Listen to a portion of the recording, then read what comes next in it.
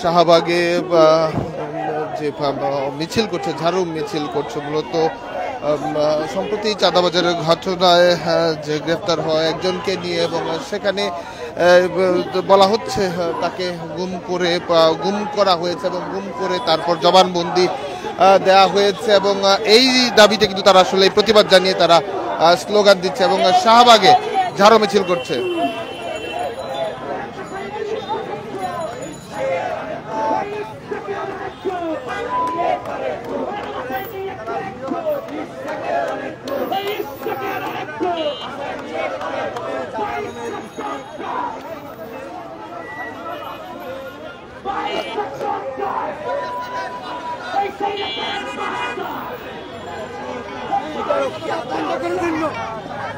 যে দলেরই হোক, বিএনপি, নিউমার্কেট, ধানমন্ডি, সব জায়গায় চাঁদাবাজি করতেছে। চাঁদাবাজি অবশ্যই বন্ধ করতে হবে, এটা আমাদের দাবি। অবিলম্বে ডাকসু নির্বাচন দিতে হবে, তারপরে উপজেলা নির্বাচন দিতে হবে, এই আমাদের মূল দাবি। আর জুলাই আন্দোলনে আজকে কি উপজেলা নির্বাচন না অন্য কোনো দাবি নিয়ে এসেছেন? ইচ্ছাদের বিরুদ্ধে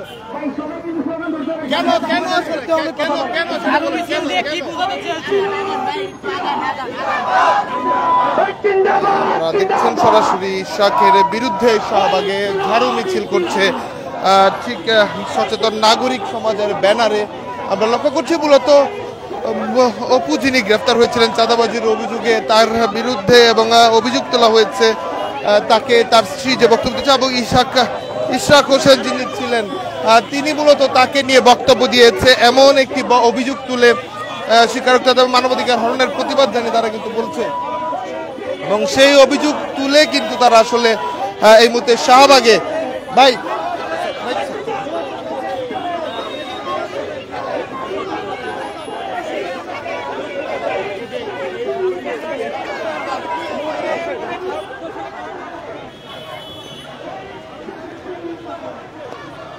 আপনারা দেখছিলেন মূলত ইশরাক হোসেনকে অভিযোগ তুলে, ইশরাক হোসেনের বিরুদ্ধে অভিযোগ তুলে কিন্তু এই মুহূর্তে শাহবাগে ঝাড়ু মিছিল করছে সচেতন নাগরিক। মূলত বিএনপি ইশরাক হোসেনের প্রতি জুলাই গণঅভ্যুত্থানের পর প্রথম গুম অভিযোগ হয়েছে, সেই অভিযোগ তুলে তারা কিন্তু করেছে।